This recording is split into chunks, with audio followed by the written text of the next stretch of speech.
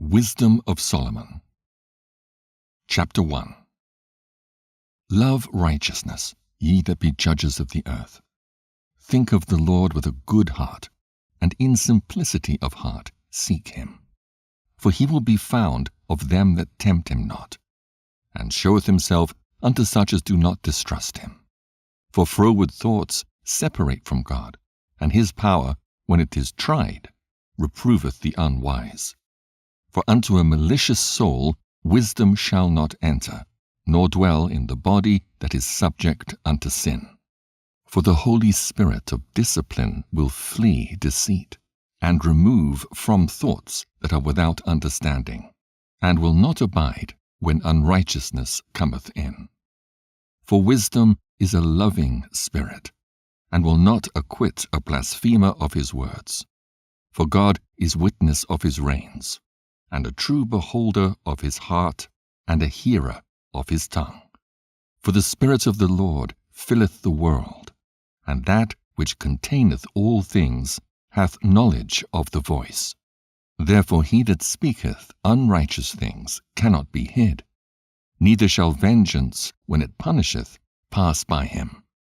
For inquisition shall be made into the counsels of the ungodly, and the sound of his words shall come unto the Lord for manifestation of his wicked deeds. For the ear of jealousy heareth all things, and the noise of murmurings is not hid. Therefore beware of murmuring, which is unprofitable, and refrain your tongue from backbiting.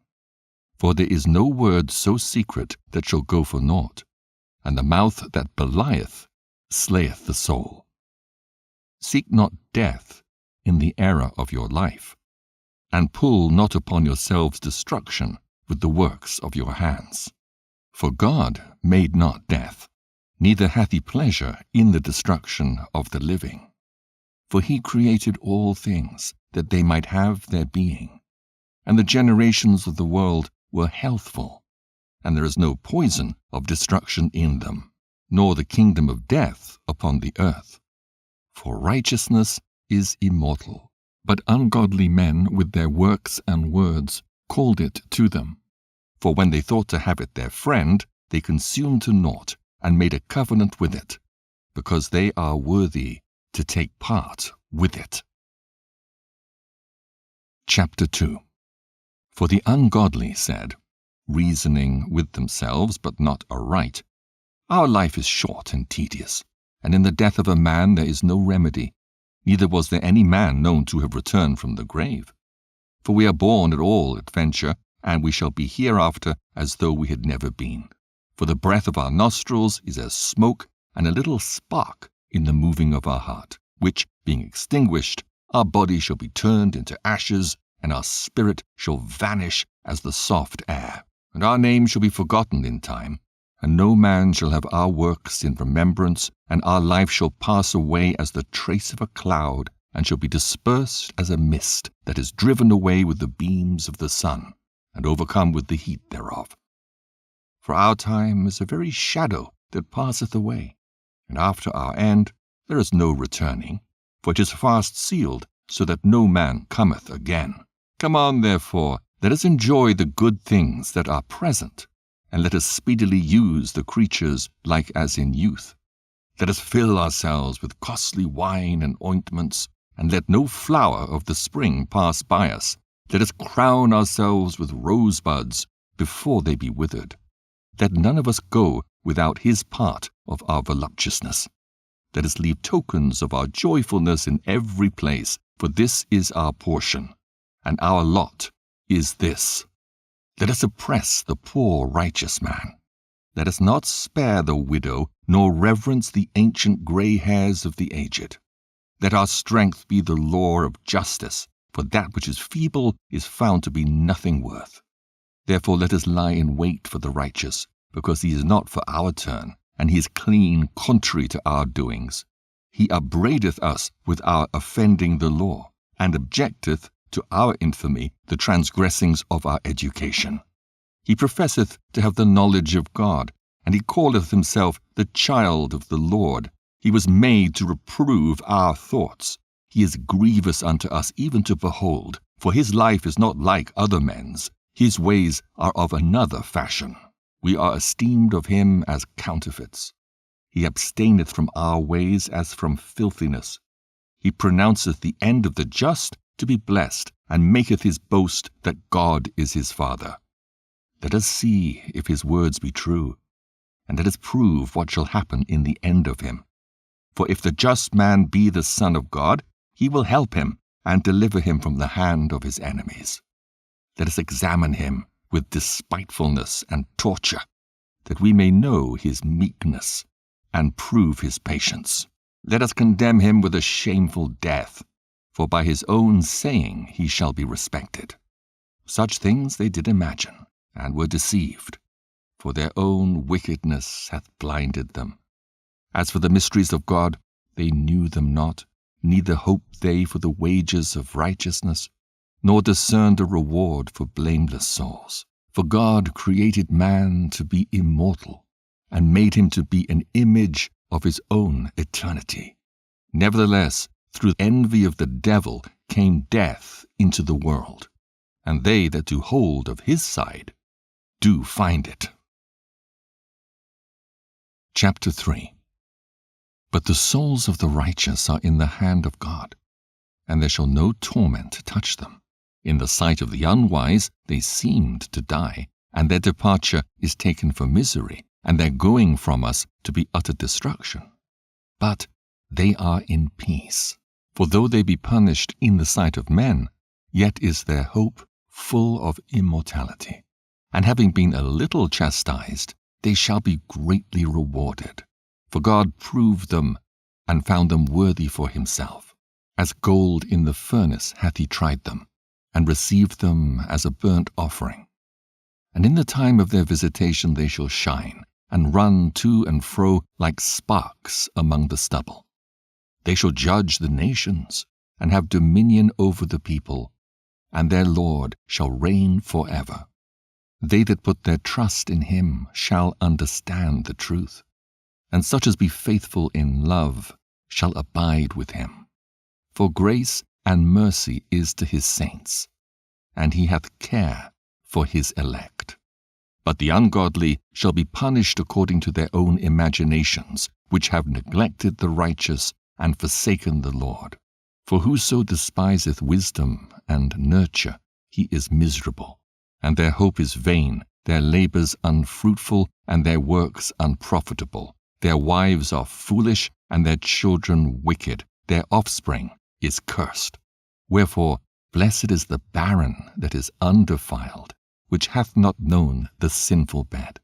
She shall have fruit in the visitation of souls.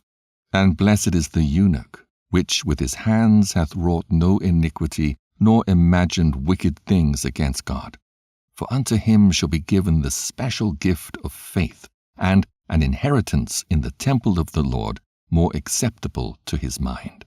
For glorious is the fruit of good labors, and the root of wisdom shall never fall away. As for the children of adulterers, they shall not come to their perfection, and the seed of an unrighteous bed shall be rooted out. For though they live long, yet shall they be nothing regarded, and their last age shall be without honor. Or, if they die quickly, they have no hope, neither comfort in the day of trial. For horrible is the end of the unrighteous generation. Chapter 4. Better it is to have no children and to have virtue, for the memorial thereof is immortal, because it is known with God and with men. When it is present, men take example at it, and when it is gone, they desire it. It weareth a crown, and triumpheth for ever, having gotten the victory, striving for undefiled rewards. But the multiplying brood of the ungodly shall not thrive, nor take deep rooting from bastard slips, nor lay any fast foundation. For though they flourish in branches for a time, yet standing not last, they shall be shaken with the wind, and through the force of winds they shall be rooted out. The imperfect branches shall be broken off, their fruit unprofitable, not ripe to eat, yea, meat for nothing. For children begotten of unlawful beds are witnesses of wickedness against their parents in their trial. For though the righteous be prevented with death, yet shall he be in rest. For honorable age is not that which standeth in length of time, nor that is measured by number of years. But wisdom is the grey hair unto men, and an unspotted life is old age. He pleased God, and was beloved of him, so that living among sinners he was translated, yea, speedily was he taken away, lest that wickedness should alter his understanding, or deceit beguile his soul. For the bewitching of naughtiness doth obscure things that are honest, and the wandering of concupiscence doth undermine the simple mind. He, being made perfect in a short time, fulfilled a long time. For his soul pleased the Lord. Therefore hasted he to take him away from among the wicked. This the people saw and understood it not, neither laid they up this in their minds, that his grace and mercy is with his saints, and that he hath respect unto his chosen. Thus the righteous that is dead shall condemn the ungodly which are living, and youth that is soon perfected, the many years and old age of the unrighteous.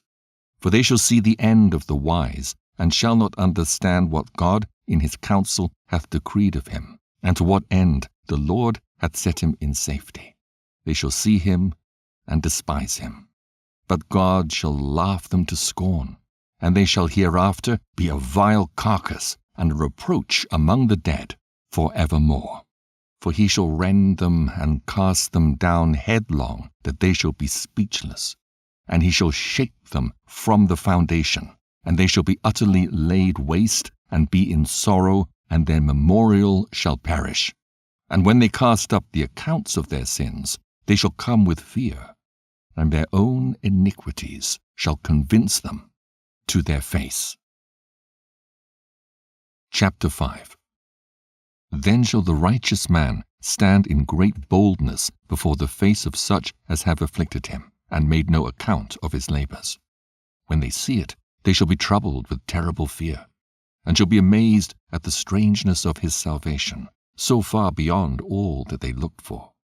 And they, repenting and groaning for anguish of spirit, shall say within themselves, This was he whom we had sometimes in derision, and a proverb of reproach.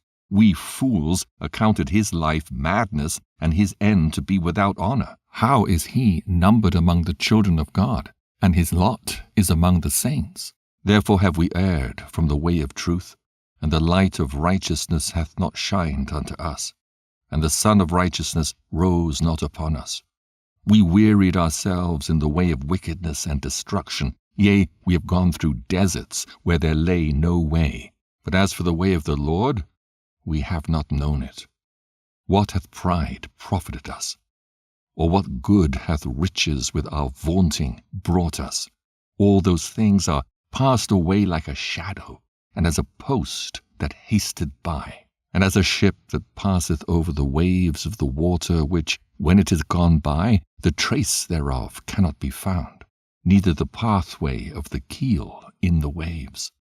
Or as when a bird hath flown through the air, there's no token of her way to be found, but the light air, being beaten with the stroke of her wings, and parted with the violent noise and motion of them, is passed through, and therein afterwards no sign where she went is to be found.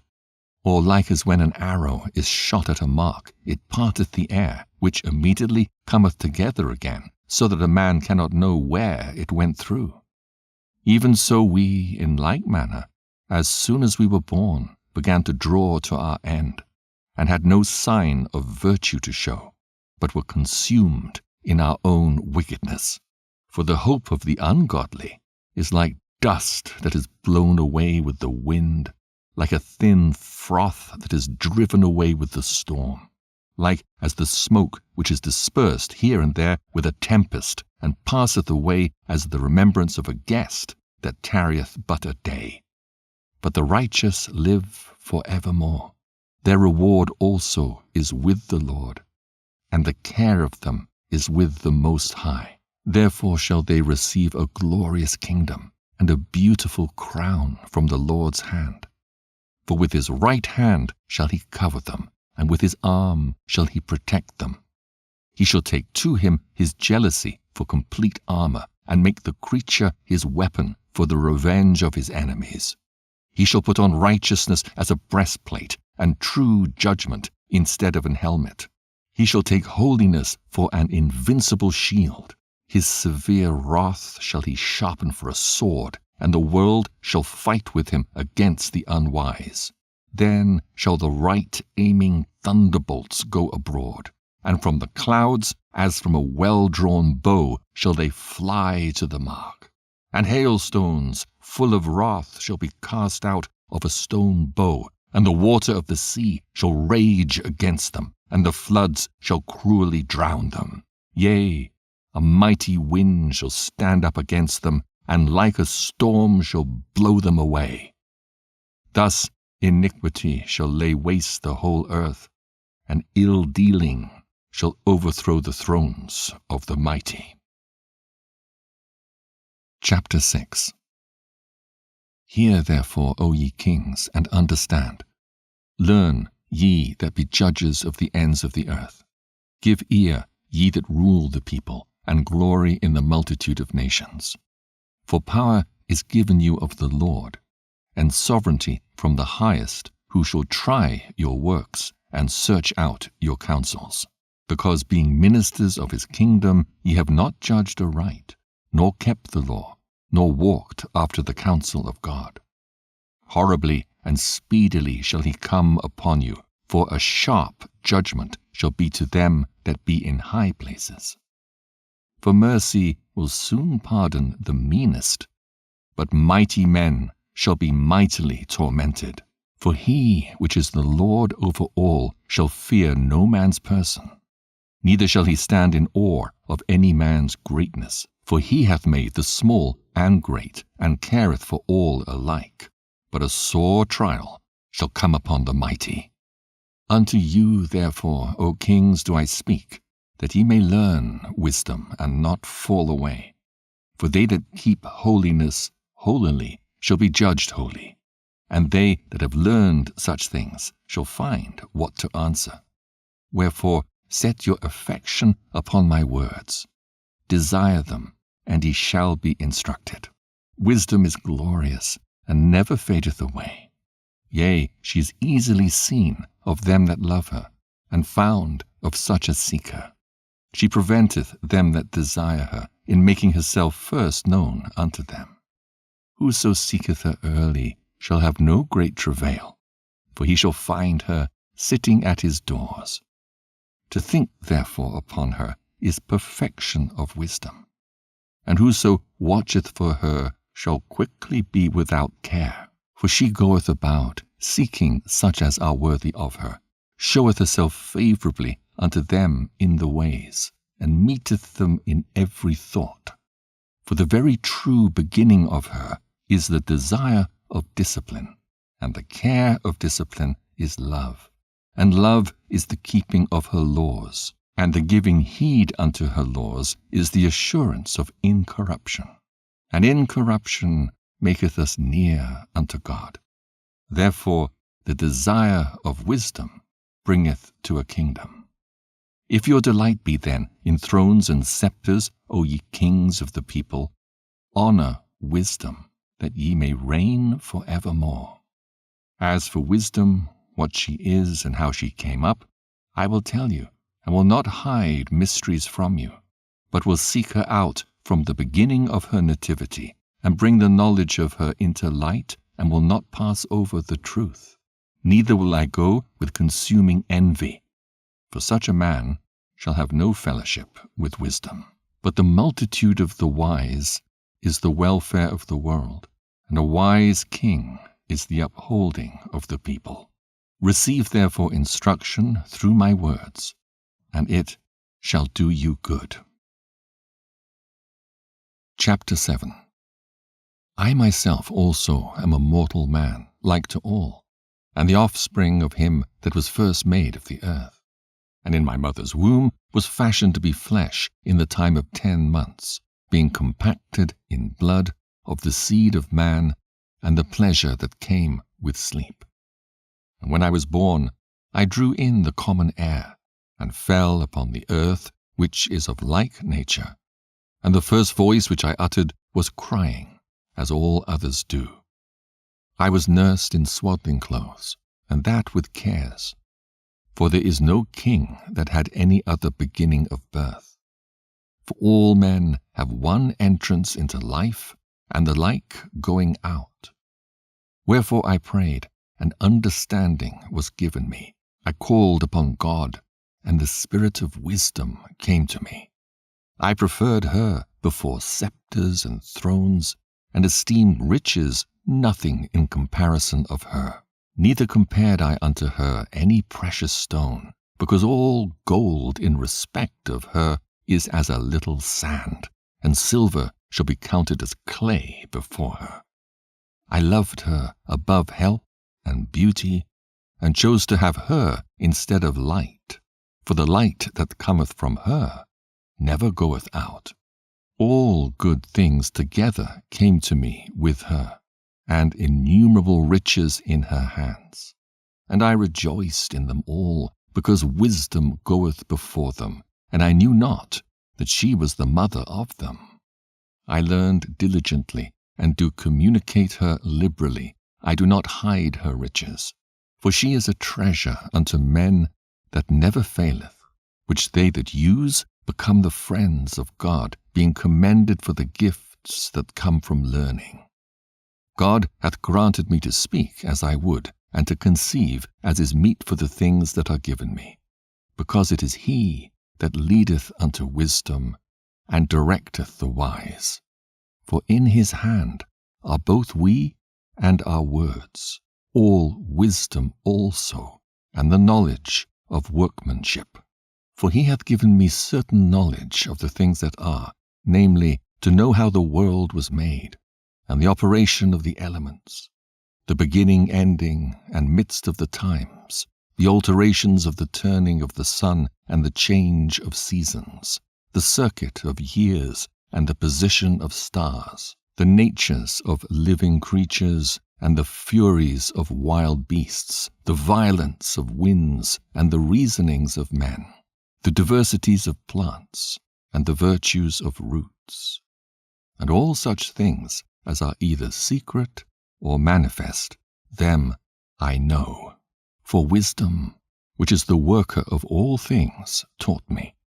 For in her is an understanding spirit, holy, one only, manifold, subtle, lively, clear, undefiled, plain, not subject to hurt, loving the thing that is good, quick, which cannot be letted, ready to do good, kind to man, steadfast, sure, free from care, having all power, overseeing all things, and going through all understanding, pure, and most subtle spirits.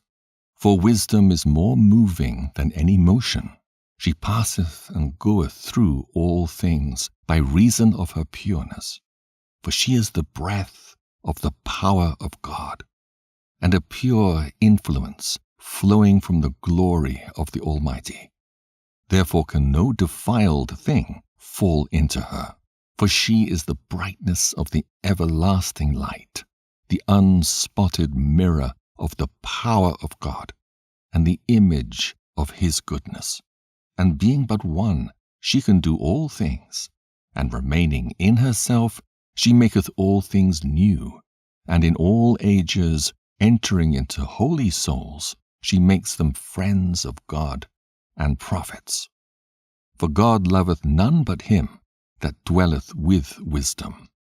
For she is more beautiful than the sun, and above all the order of stars, being compared with the light, she is found before it.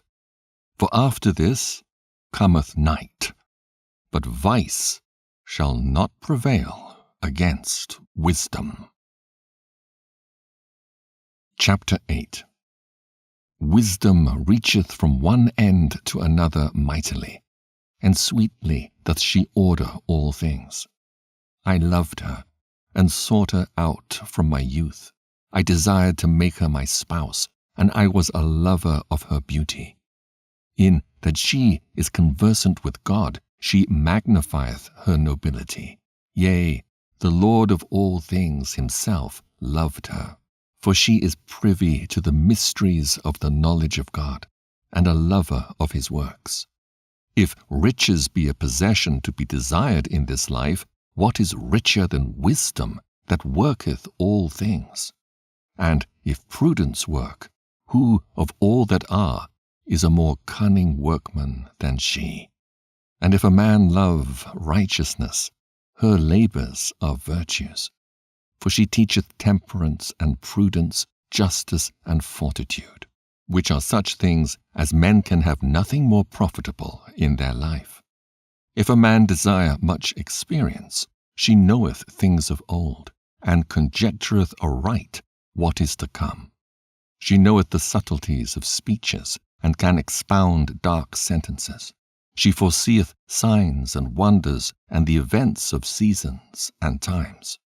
Therefore I purpose to take her to me to live with me, knowing that she would be a counselor of good things, and a comfort in cares and grief. For her sake I shall have estimation among the multitude, and honor with the elders, though I be young. I shall be found of quick conceit in judgment, and shall be admired in the sight of great men.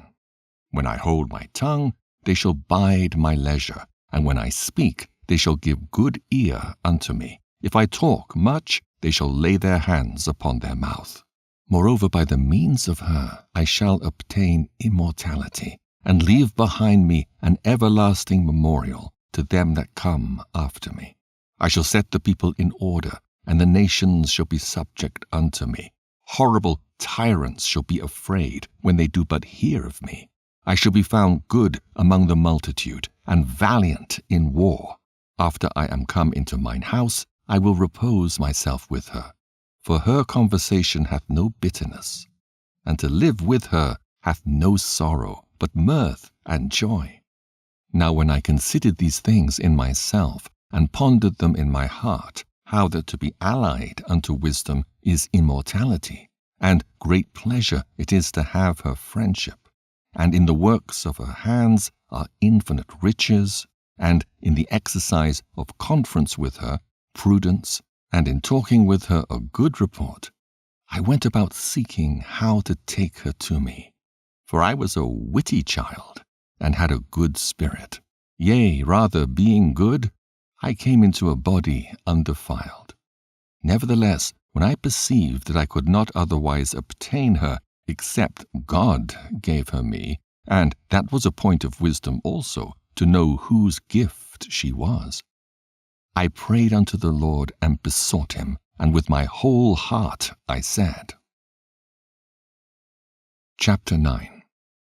O God of my fathers, and Lord of mercy, who hast made all things with thy word, and ordained man through thy wisdom that he should have dominion over the creatures which thou hast made, and order the world according to equity and righteousness, and execute judgment with an upright heart. Give me wisdom that sitteth by thy throne, and reject me not from among thy children. For I, thy servant and son of thine handmaid, am a feeble person, and of a short time, and too young for the understanding of judgments and laws. For though a man be never so perfect among the children of men, yet if thy wisdom be not with him, he shall be nothing regarded. Thou hast chosen me to be a king of thy people, and a judge of thy sons and daughters. Thou hast commanded me to build a temple upon thy holy mount, and an altar in the city wherein thou dwellest, a resemblance of the holy tabernacle which thou hast prepared from the beginning. And wisdom was with thee, which knoweth thy works, and was present when thou madest the world, and knew what was acceptable in thy sight, and right in thy commandments. O send her out of thy holy heavens, and from the throne of thy glory, that being present she may labor with me, that I may know what is pleasing unto thee. For she knoweth and understandeth all things, and she shall lead me soberly in my doings, and preserve me in her power. So shall my works be acceptable, and then shall I judge thy people righteously, and be worthy to sit in my Father's seat. For what man is he that can know the counsel of God? Or who can think what the will of the Lord is? For the thoughts of mortal men are miserable, and our devices are but uncertain. For the corruptible body presseth down the soul, and the earthly tabernacle weigheth down the mind, that museth upon many things. And hardly do we guess aright at the things that are upon earth, and with labor do we find the things that are before us. But the things that are in heaven, who hath searched out? And thy counsel who hath known, except thou give wisdom, and send thy Holy Spirit from above? For so the ways of them which lived on the earth were reformed, and men were taught the things that are pleasing unto thee, and were saved through wisdom. Chapter 10. She preserved the first-formed father of the world that was created alone, and brought him out of his fall, and gave him power to rule all things. But when the unrighteous went away from her in his anger, he perished also in the fury wherewith he murdered his brother. For whose cause, the earth being drowned with the flood, wisdom again preserved it, and directed the course of the righteous in a piece of wood of small value. Moreover, the nations in their wicked conspiracy being confounded, she found out the righteous, and preserved him blameless unto God, and kept him strong against his tender compassion toward his son. When the ungodly perished, she delivered the righteous man, who fled from the fire which fell down upon the 5 cities, of whose wickedness even to this day the waste land that smoketh is a testimony, and plants bearing fruit that never come to ripeness, and a standing pillar of salt is a monument of an unbelieving soul. For regarding not wisdom, they gat not only this hurt, that they knew not the things which were good, but also left behind them to the world a memorial of their foolishness, so that in the things wherein they offended they could not so much as be hid. But wisdom delivered from pain those that attended upon her. When the righteous fled from his brother's wrath, she guided him in the right paths, showed him the kingdom of God, and gave him knowledge of holy things, made him rich in his travels, and multiplied the fruit of his labors. In the covetousness of such as oppressed him, she stood by him and made him rich. She defended him from his enemies, and kept him safe from those that lay in wait. And in a sore conflict she gave him the victory, that he might know that goodness is stronger than all. When the righteous was sold, she forsook him not, but delivered him from sin.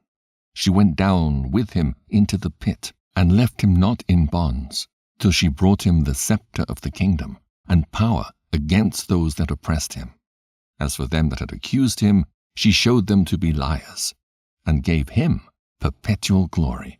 She delivered the righteous people and blameless seed from the nation that oppressed them.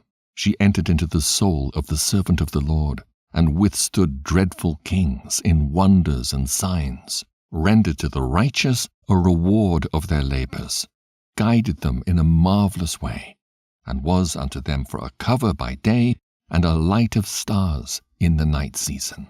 Brought them through the Red Sea, and led them through much water, but she drowned their enemies and cast them up out of the bottom of the deep. Therefore the righteous spoiled the ungodly, and praised thy holy name, O Lord, and magnified with one accord thine hand that fought for them. For wisdom opened the mouth of the dumb, and made the tongues of them that cannot speak eloquent. Chapter 11. She prospered their works in the hand of the holy prophet. They went through the wilderness that was not inhabited, and pitched tents in places where there lay no way. They stood against their enemies and were avenged of their adversaries. When they were thirsty, they called upon thee, and water was given them out of the flinty rock, and their thirst was quenched out of the hard stone. For by what things their enemies were punished, by the same they, in their need, were benefited. For instead of a perpetual running river troubled with foul blood, for a manifest reproof of that commandment whereby the infants were slain, thou gavest unto them abundance of water, by a means which they hoped not for, declaring by that thirst then how thou hadst punished their adversaries. For when they were tried, albeit but in mercy chastised, they knew how the ungodly were judged in wrath and tormented, thirsting in another manner than the just. For these thou didst admonish and try as a father, but the other, as a severe king, thou didst condemn and punish. Whether they were absent or present, they were vexed alike. For a double grief came upon them, and a groaning for the remembrance of things past. For when they heard by their own punishments the other to be benefited, they had some feeling of the Lord, for whom they respected with scorn, when he was long before thrown out at the casting forth of the infants, him in the end, when they saw what came to pass, they admired. But for the foolish devices of their wickedness, whereby being deceived, they worship serpents, void of reason, and vile beasts, thou didst send a multitude of unreasonable beasts upon them for vengeance, that they might know that wherewithal a man sinneth, by the same also shall he be punished. For thy almighty hand, that made the world of matter without form, wanted not means to send among them a multitude of bears, or fierce lions, or unknown wild beasts, full of rage, newly created, breathing out either a fiery vapor, or filthy scents of scattered smoke, or shooting horrible sparkles out of their eyes, wherewith not only the harm might dispatch them at once, but also the terrible sight utterly destroy them. Yea, and without these might they have fallen down with one blast, being persecuted of vengeance, and scattered abroad through the breath of thy power. But thou hast ordered all things in measure, and number, and weight. For thou canst show thy great strength at all times when thou wilt. And who may withstand the power of thine arm? For the whole world before thee is as a little grain of the balance, yea, as a drop of the morning dew that falleth down upon the earth. But thou hast mercy upon all, for thou canst do all things, and winkest at the sins of men, because they should amend. For thou lovest all the things that are, and abhorrest nothing which thou hast made. For never wouldst thou have made anything, if thou hadst hated it. And how could anything have endured, if it had not been thy will, or been preserved, if not called by thee? But thou sparest all, for they are thine, O Lord, thou lover of souls. Chapter 12. For thine incorruptible spirit is in all things. Therefore chastenest thou them by little and little that offend, and warnest them by putting them in remembrance wherein they have offended, that, leaving their wickedness, they may believe on thee, O Lord. For it was thy will to destroy by the hands of our fathers both those old inhabitants of thy holy land, whom thou hatest for doing most odious works of witchcrafts and wicked sacrifices, and also those merciless murderers of children and devourers of man's flesh and the feasts of blood, with their priests out of the midst of their idolatrous crew, and the parents that killed with their own hands souls destitute of help, that the land, which thou esteemest above all other, might receive a worthy colony of God's children. Nevertheless, even those thou sparedst as men, and didst send wasps forerunners of thine host, to destroy them by little and little. Not that thou wast unable to bring the ungodly under the hand of the righteous in battle, or to destroy them at once with cruel beasts or with one rough word. But executing thy judgments upon them by little and little, thou gavest them place of repentance, not being ignorant that they were a naughty generation, and that their malice was bred in them, and that their cogitation would never be changed. For it was a cursed seed from the beginning. Neither didst thou for fear of any man give them pardon for those things wherein they sinned. For who shall say, What hast thou done? Or who shall withstand thy judgment? Or who shall accuse thee for the nations that perish, whom thou made? Or who shall come to stand against thee, to be revenged for the unrighteous men? For neither is there any God but thou, that careth for all, to whom thou mightest show that judgment is not unright. Neither shall king or tyrant be able to set his face against thee for any whom thou hast punished. Forasmuch then as thou art righteous thyself, thou orderest all things righteously, thinking it not agreeable with thy power to condemn him that hath not deserved to be punished. For thy power is the beginning of righteousness, and because thou art the Lord of all, it maketh thee to be gracious unto all. For when men will not believe that thou art of a full power, thou showest thy strength, and among them that know it, thou makest their boldness manifest. But thou, mastering thy power, judgest with equity, and orderest us with great favor.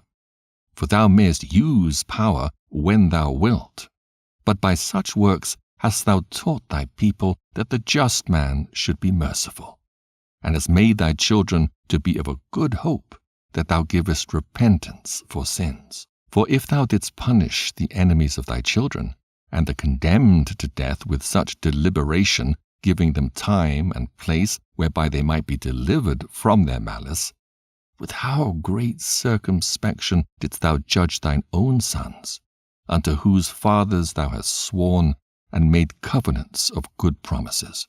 Therefore, whereas thou dost chasten us, thou scourgest our enemies 1,000 times more, to the intent that when we judge, we should carefully think of thy goodness, and when we ourselves are judged, we should look for mercy.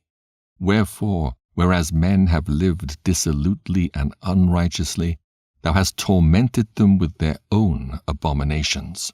For they went astray very far in the ways of error, and held them for gods, which even among the beasts of their enemies were despised, being deceived as children of no understanding. Therefore unto them, as to children without the use of reason, thou didst send a judgment to mock them.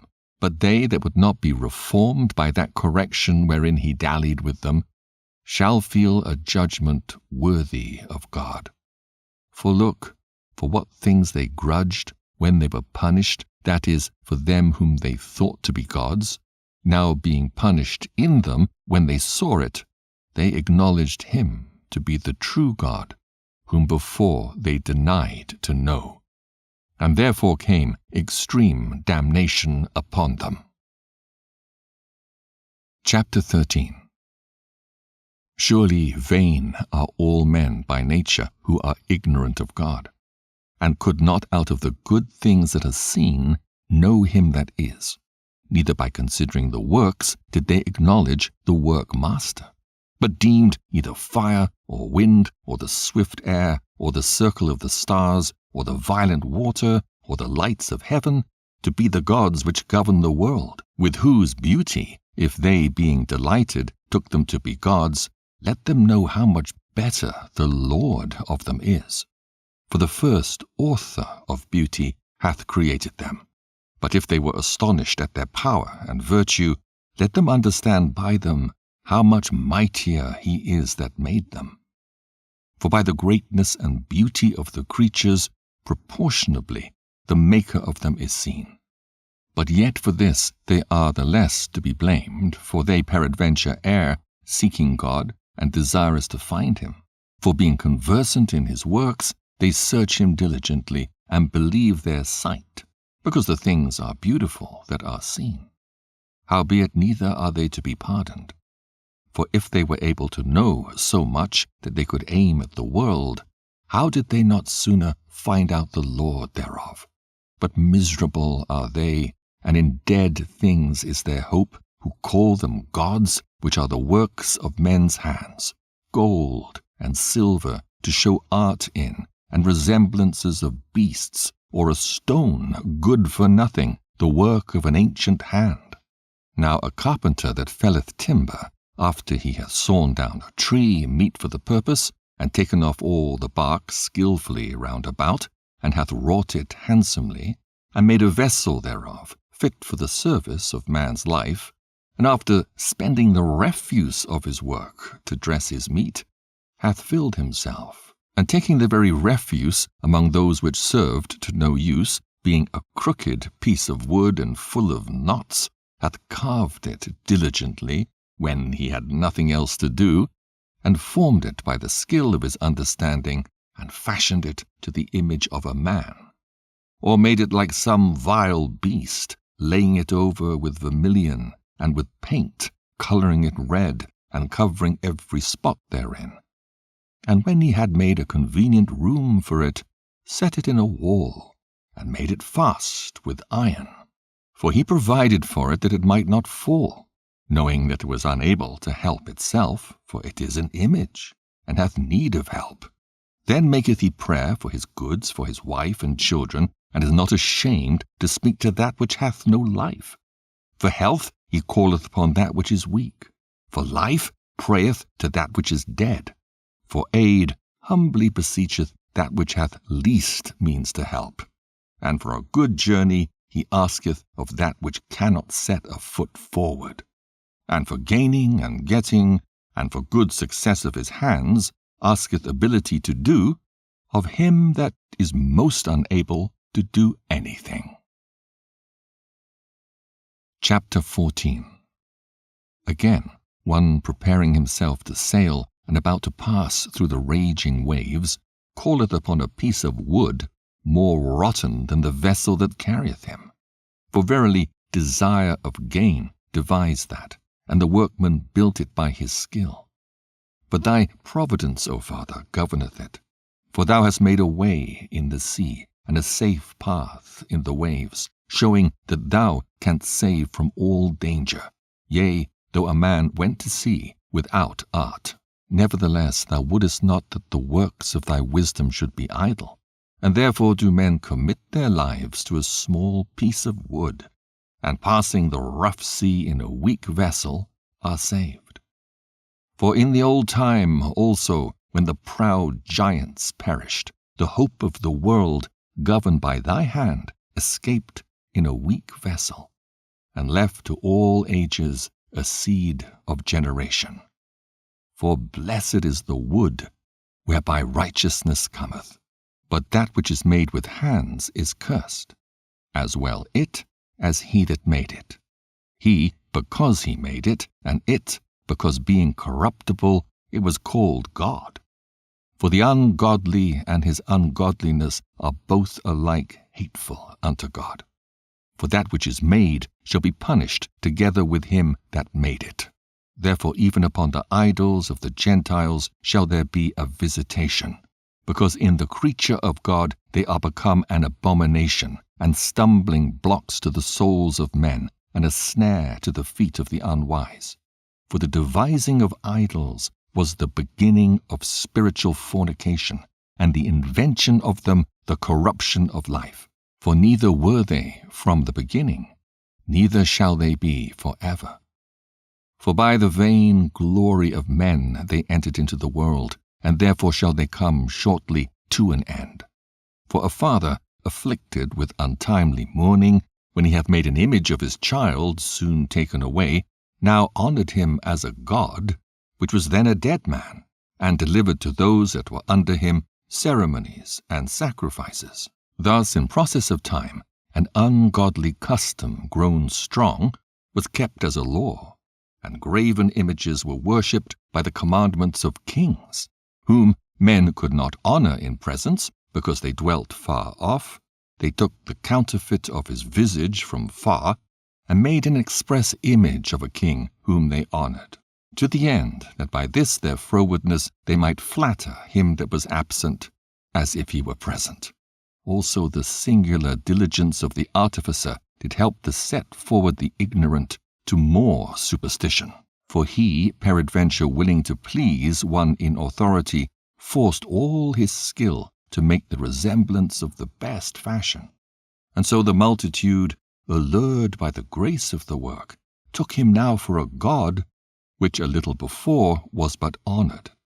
And this was an occasion to deceive the world. For men, serving either calamity or tyranny, did ascribe unto stones and stocks the incommunicable name. Moreover, this was not enough for them, that they erred in the knowledge of God.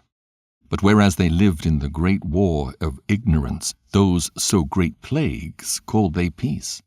For whilst they slew their children in sacrifices, or used secret ceremonies, or made revellings of strange rites, they kept neither lives nor marriages any longer undefiled, but either one slew another traitorously, or grieveth him by adultery, so that there reigned in all men, without exception, blood, manslaughter, theft and dissimulation, corruption, unfaithfulness, tumults, perjury, disquieting of good men, forgetfulness of good turns, defiling of souls, changing of kind, disorder in marriages, adultery, and shameless uncleanness.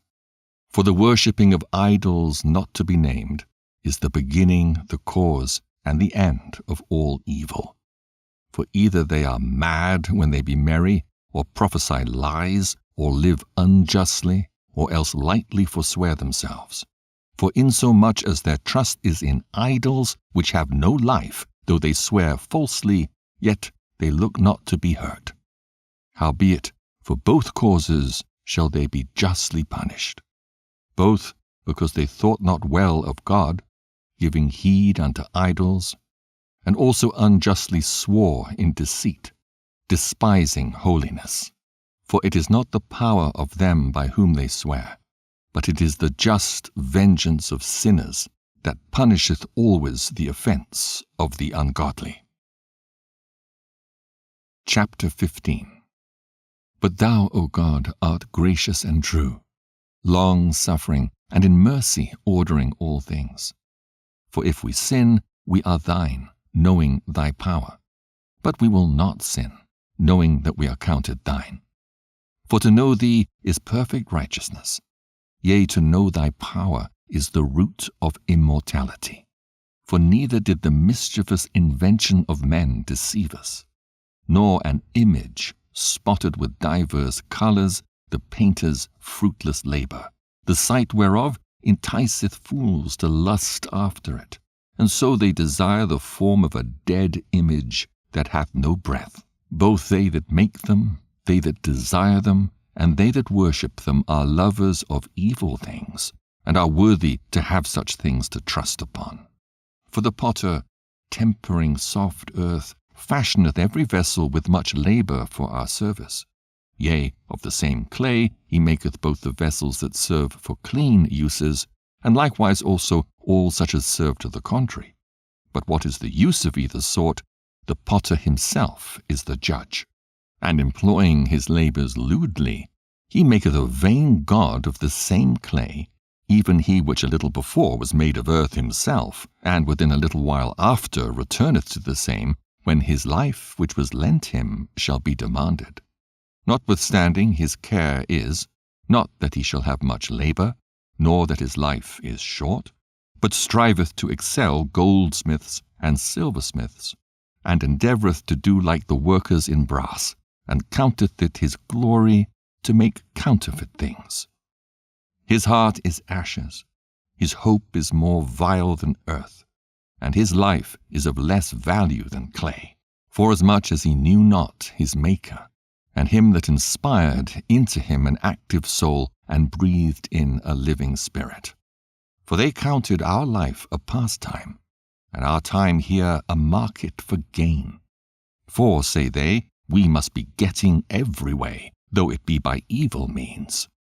For this man that of earthly matter maketh brittle vessels and graven images knoweth himself to offend above all others.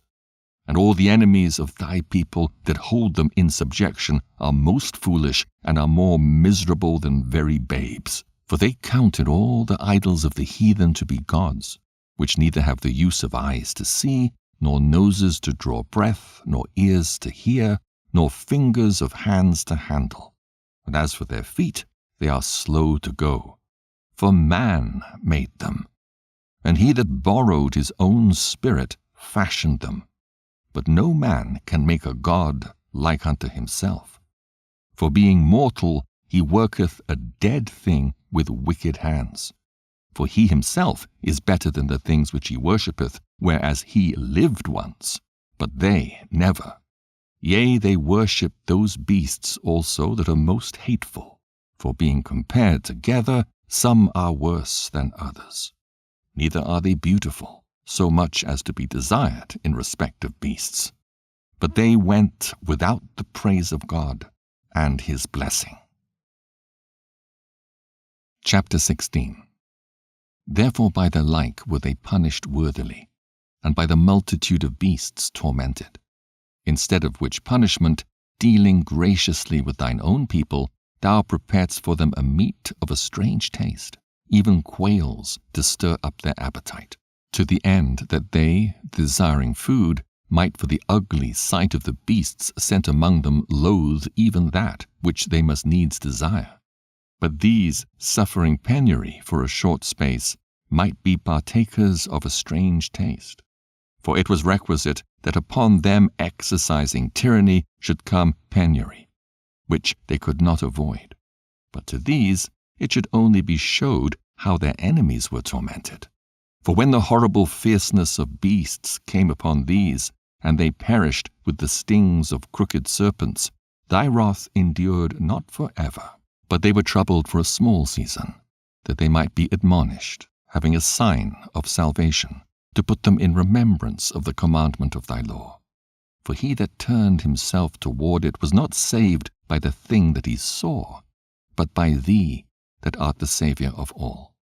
And in this thou madest thine enemies confess that it is thou who deliveredst from all evil. For them the bitings of grasshoppers and flies killed, neither was there found any remedy for their life, for they were worthy to be punished by such.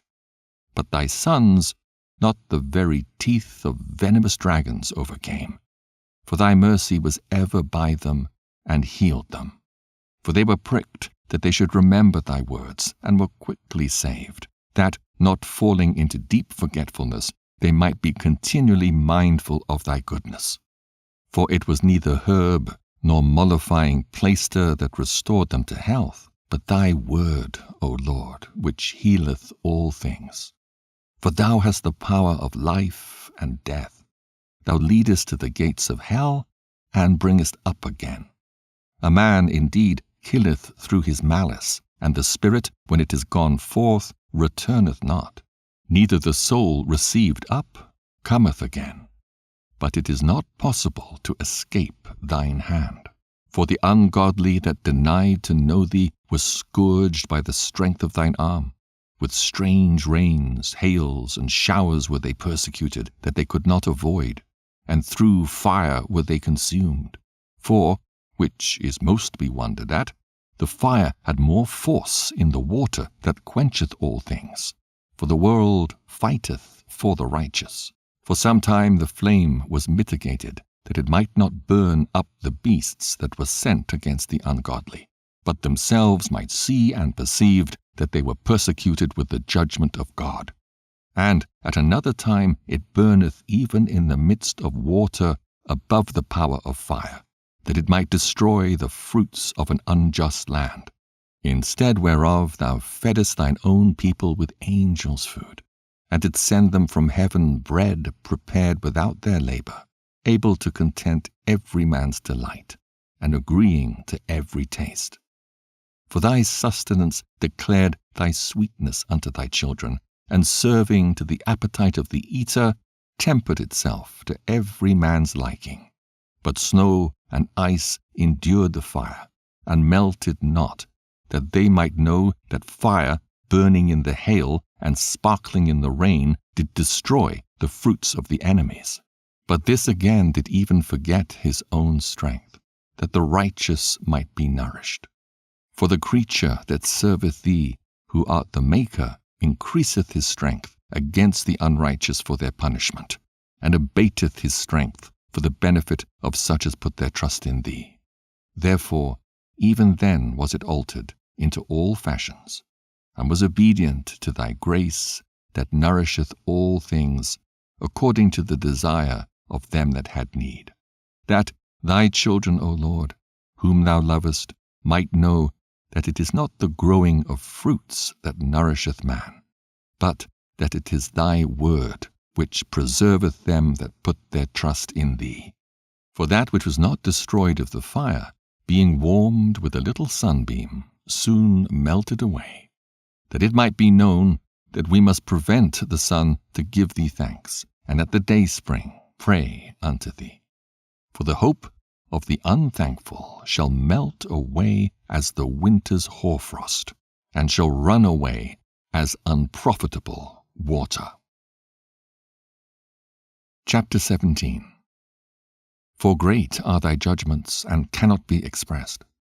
Therefore unnurtured souls have erred. For when unrighteous men thought to oppress the holy nation, they, being shut up in their houses, the prisoners of darkness, and fettered with the bonds of a long night, lay there exiled from the eternal providence. For while they supposed to lie hid in their secret sins, they were scattered under a dark veil of forgetfulness, being horribly astonished and troubled with strange apparitions. For neither might the corner that held them keep them from fear, but noises as of waters falling down sounded about them, and sad visions appeared unto them with heavy countenances. No power of the fire might give them light, neither could the bright flames of the stars endure to lighten that horrible night. Only there appeared unto them a fire kindled of itself, very dreadful. For being much terrified, they thought the things which they saw to be worse than the sight they saw not. As for the illusions of art magic, they were put down, and their vaunting in wisdom was reproved with disgrace. For they that promised to drive away terrors and troubles from a sick soul were sick themselves of fear, worthy to be laughed at. For though no terrible thing did fear them, yet being scared with beasts that passed by, and hissing of serpents, they died for fear, denying that they saw the air, which could of no side be avoided. For wickedness, condemned by her own witness, is very timorous, and being pressed with conscience, always forecasteth grievous things. For fear is nothing else but a betraying of the succours which reason offereth, and the expectation from within, being less, counteth the ignorance more than the cause which bringeth the torment. But they sleeping the same sleep that night, which was indeed intolerable, and which came upon them out of the bottoms of inevitable hell, were partly vexed with monstrous apparitions, and partly fainted, their heart failing them. For a sudden fear, and not looked for, came upon them. So then whosoever there fell down was straitly kept, shut up in a prison without iron bars. For whether he were husbandman or shepherd or a labourer in the field, he was overtaken, and endured that necessity which could not be avoided. For they were all bound with one chain of darkness, whether it were a whistling wind, or a melodious noise of birds among the spreading branches, or a pleasing fall of water running violently, or a terrible sound of stones cast down, or a running that could not be seen of skipping beasts, or a roaring voice of most savage wild beasts, or a rebounding echo from the hollow mountains. These things made them to swoon for fear. For the whole world shined with clear light, and none were hindered in their labour. Over them only was spread an heavy night, an image of that darkness which should afterward receive them. But yet were they unto themselves more grievous than the darkness. Chapter 18. Nevertheless thy saints had a very great light, whose voice they hearing and not seeing their shape, because they also had not suffered the same things, they counted them happy. But for that they did not hurt them now, of whom they had been wronged before, they thanked them and besought them pardon for that they had been enemies. Instead whereof thou gavest them a burning pillar of fire, both to be a guide of the unknown journey, and an harmless sun to entertain them honorably. For they were worthy to be deprived of light, and imprisoned in darkness, who had kept thy sons shut up, by whom the uncorrupt light of the law was to be given unto the world. And when they had determined to slay the babes of the saints, one child being cast forth and saved to reprove them, thou tookest away the multitude of their children, and destroyest them all together in a mighty water. Of that night were our fathers certified afore, that assuredly knowing unto what oaths they had given credence, they might afterwards be of good cheer. So of thy people was accepted both the salvation of the righteous and destruction of the enemies. For wherewith thou didst punish our adversaries, by the same thou didst glorify us, whom thou hadst called. For the righteous children of good men did sacrifice secretly, and with one consent made a holy law, that the saints should be like partakers of the same good and evil, the fathers now singing out the songs of praise. But on the other side there sounded an ill-according cry of the enemies, and a lamentable noise was carried abroad for children that were bewailed. The master and the servant were punished after one manner, and like as the king, so suffered the common person. So they all together had innumerable dead with one kind of death, neither were the living sufficient to bury them, for in one moment the noblest offspring of them was destroyed. For whereas they would not believe anything by reason of the enchantments, upon the destruction of the firstborn, they acknowledged this people to be the sons of God. For while all things were in quiet silence, and that night was in the midst of her swift course, thine almighty word leaped down from heaven out of thy royal throne as a fierce man of war into the midst of a land of destruction, and brought thine unfeigned commandment as a sharp sword, and standing up filled all things with death. And it touched the heaven, but it stood upon the earth. Then suddenly visions of horrible dreams troubled them sore, and terrors came upon them unlooked for. And one thrown here and another there, half dead, showed the cause of his death. For the dreams that troubled them did foreshow this, lest they should perish and not know why they were afflicted. Yea, the tasting of death touched the righteous also, and there was a destruction of the multitude in the wilderness. But the wrath endured not long. For then the blameless man made haste, and stood forth to defend them, and bringing the shield of his proper ministry, even prayer, and the propitiation of incense, set himself against the wrath, and so brought the calamity to an end, declaring that he was thy servant. So he overcame the destroyer, not with strength of body nor force of arms, but with a word subdued him that punished, alleging the oaths and covenants made with the fathers. For when the dead were now fallen down by heaps, one upon another, standing between, he stayed the wrath, and parted the way to the living. For in the long garment was the whole world, and in the 4 rows of the stones was the glory of the fathers graven, and thy majesty upon the diadem of his head. Unto these the destroyer gave place, and was afraid of them. For it was enough that they only tasted of the wrath. Chapter 19. As for the ungodly, wrath came upon them without mercy unto the end. For he knew before what they would do, how that having given them leave to depart, and sent them hastily away, they would repent and pursue them. For whilst they were yet mourning and making lamentation at the graves of the dead, they added another foolish device and pursued them as fugitives whom they had entreated to be gone. For the destiny whereof they were worthy drew them unto this end, and made them forget the things that had already happened, that they might fulfill the punishment which was wanting to their torments, and that thy people might pass a wonderful way, but they might find a strange death.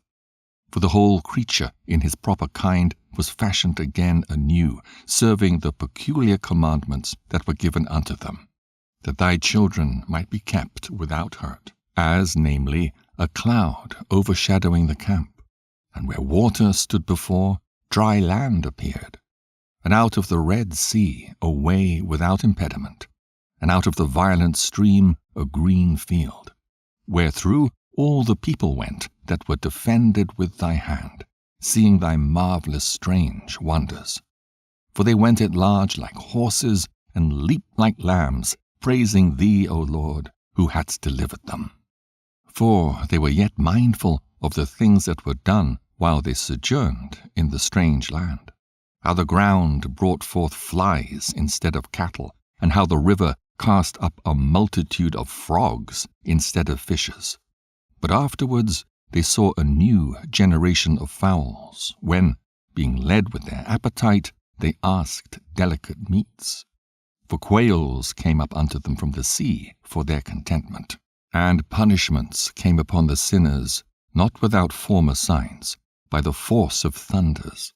For they suffered justly according to their own wickedness, insomuch as they used a more hard and hateful behavior toward strangers. For the Sodomites did not receive those whom they knew not when they came, but these brought friends into bondage that had well deserved of them. And not only so, but peradventure some respect shall be had of those, because they used strangers not friendly. But these very grievously afflicted them, whom they had received with feastings, and were already made partakers of the same laws with them. Therefore even with blindness were these stricken, as those were at the doors of the righteous man, when, being compassed about with horrible great darkness, every one sought the passage of his own doors. For the elements were changed in themselves by a kind of harmony, like as in a psaltery notes change the name of the tune, and yet are always sounds, which may well be perceived by the sight of the things that have been done. For earthly things were turned into watery, and the things that before swam in the water now went upon the ground. The fire had power in the water, forgetting his own virtue, and the water forgat his own quenching nature. On the other side, the flames wasted not the flesh of the corruptible living things, though they walked therein.